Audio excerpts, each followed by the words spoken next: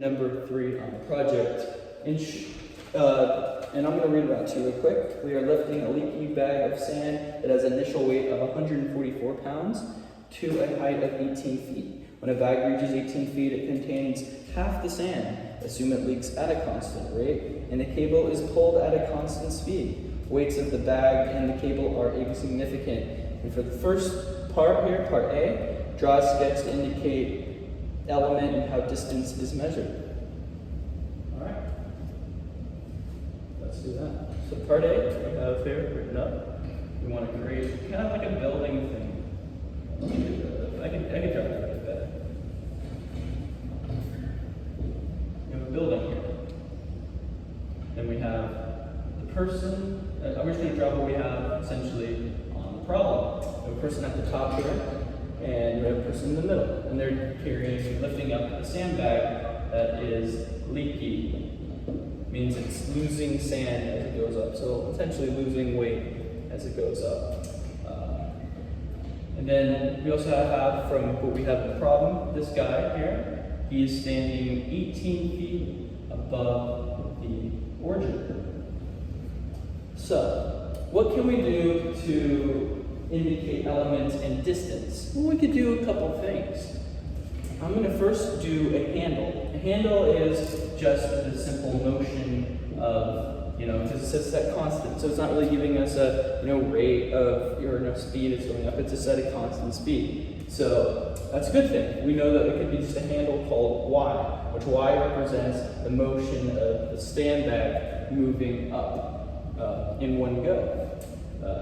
You might be like, oh, but it's the same, thing as 18 feet going up. And that actually, you're wrong. This just represents the distance. It's just like a marker, like a legend on the map. Let me move the board closer. Let's see if we can get any closer. Yeah, that's perfect. 18 feet. It's different because this represents the motion of going up. And then we're going to have a delta y, so we'll draw another sandbag. Let's say just for the fun of it, we draw another sandbag, and this shows the change between this, where this is, which is more close to the origin in the sandbag, to where it is at 18 feet. And we call this change here delta y. Delta y can be anything. It's just pertaining to what the sandbag is at a particular instance of time. It could be or instance of place, whatever your variable may be. Like, it could be here. It could be this. It could be the sandbag is right here, and that will be delta y. The sandbag could be right here. It's delta y. It's just another element that we're measuring. Where the difference between y, this is just one. It's just measuring the constant motion that it's going in. Where this is measuring what the elements of the bag at each of the frame going up to 18 feet. That was kind of a mouthful. For the next one, we're going to do question part B. Question 3, part B. And this is asking to draw a graph that will represent the weight of the sand, f of y, versus the distance from the ground, y feet. Okay, so let's do that. It's not too hard. We know from the problem that the weight of the bag has an initial weight of 144 pounds. So let's write that on the top. For LB. Let me get that again. LBS. So it has 144 pounds of as its initial weight, essentially. And then it goes to 18 feet. 18 feet is where we're raising the bags of sand up to. And so let's do a line that represents this. We know it's at a constant rate. It's going down. So so it looks something similar to this. It's going here, but it's not exactly hitting 0 at 18 feet. It's just getting, decreasing because, it's leaking, and it's leaking at a pretty constant rate. So we know that there's still a little bit, there's still sand left at 18 feet. It's just not as much as the initial origin.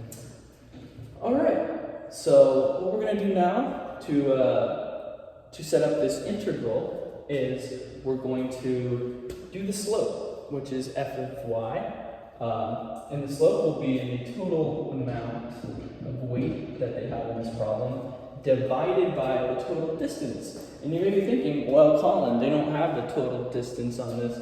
I'm like, okay, yeah, I know that. But what you do is you know that 18 is, it looks like it's half, you can see, obviously just visualizing it, it's halfway between it's halfway up the building. So what you do is 18 times 2.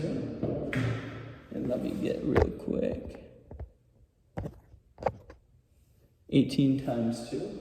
And we know this would be 36. I'll even work it out for you guys now. Just because we don't have a calculator right now, work it out just to make sure. Don't want to get that wrong, would not be good.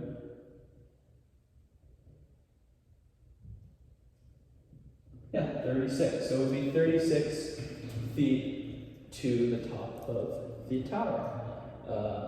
So we would take that divided by 36, and we know that it's going down constantly. It's going constantly down, so it's going to be a negative.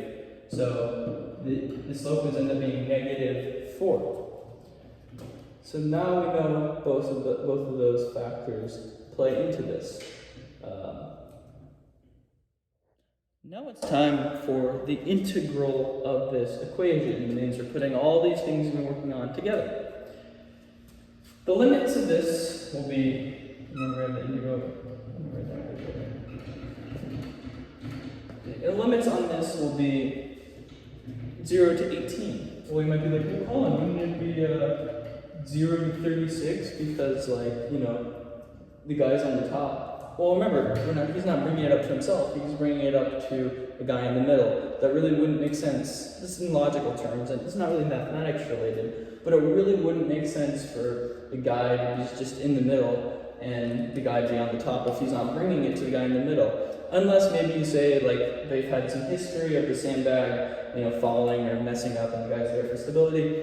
That's a whole other factor, but logically, just by inferring and reading the problem, it even has it in the problem that, this guy is just, the guy on top is just pulling it up like that to the guy in the middle here. And we're trying to do the total work of that. And so the elements is going from 0 to 18. 0 to 18. The first thing that will be in here will be the rate. The rate will be -4y. Remember what I talked about the handle here. The handle is just this going up like that. It's not taking any instance of time.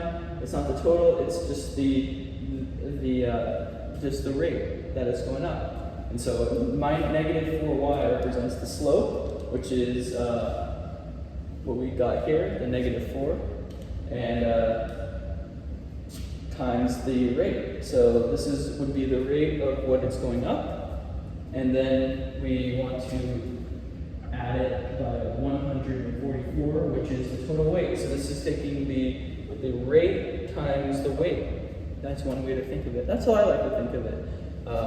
And then you're going to do delta y, because we still want to take into account delta y on the graph, which remember is the instance of time. So that's what we got. We got the integral here, which is 18 to 0, which is 0 to 18. It means it's going from 18, 0, origin to 18. And then we got the rate, which is the slope times the handle, and we got the total weight times delta y. So hopefully that made some sense to you. Thank you so much for watching. Have a good day.